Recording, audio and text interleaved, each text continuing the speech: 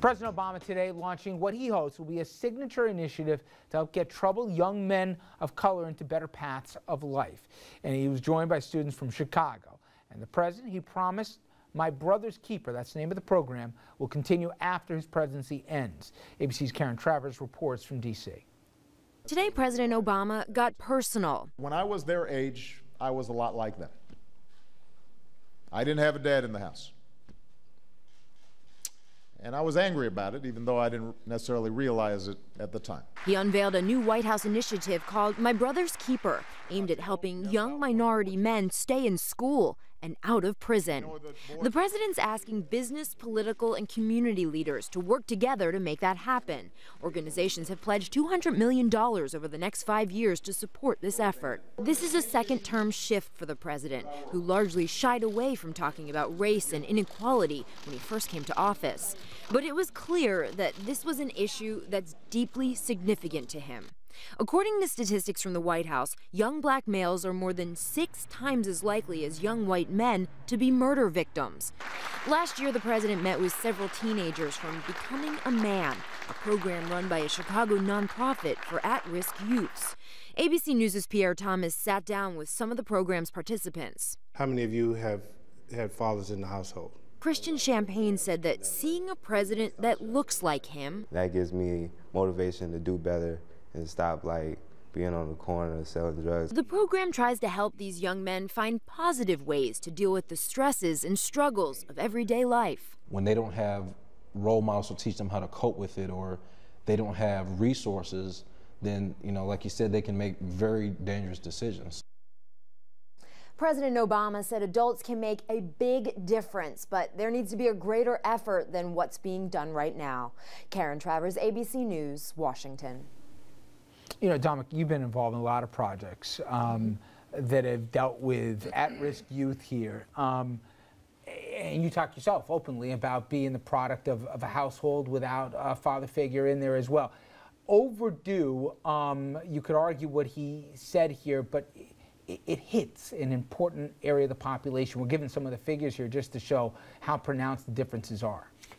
Richard, I'm going to be very honest with you, and I'm going to try and be cool right now. I cried this afternoon watching the president's press conference because with my own life has been such a long road, and he was telling my story today, and the story of African-American men, and especially the part of no excuses, because it's reached the point where because of some societal standards, we hide behind excuses. But you could pick any statistic you want, and the numbers are embarrassing as it relates to the black community. But when the president's sitting up there talking about that he was hostile and angry because he didn't have a father, I met my father one time my entire life. My grandfather was a heroin addict on the streets of New York City. My mother suffered from severe mental illness. It's a miracle that I'm standing here with you tonight. So when the president does an initiative, it's a blessing. Thank you, Congressman. So when the president does an initiative, this is the first time in 20 years I've almost cried on television. But when I'm not going to do that because I'm about to shut up. When the president does an initiative that looks like me, and it's titled My Brother's Keeper, it just touches my heart tremendously. Have you ever thought, boy, if only there was a program, if only somebody would step in and do, have you ever thought that maybe there's a void here that a program like this could fill, and wondered if that would come from Washington or come from Albany or come from somewhere? When you're caught up in this, all you're thinking about is survival. You're not thinking about a program, you're thinking about survival. And so for the president to do this for young men of color, not just African-American men, but Latino men as well, I just think this is a day that the entire country, no matter what your politics may be, should be very proud of the president. Great day. We were talking earlier in the week, program to educate inmates behind bars and stuff, but I just think if you just look on a practical level, what's the smartest thing? Forget about your morals, your ethics, your politics. You got to do something when they're young, right? Otherwise, you know how the story ends. There's a cycle. You got to do something different, right? 50% of the prison inmates in the state of New York are black men. another 25% are Latino men. That equals 75% of inmates, prison inmates in New York. Something has to be done.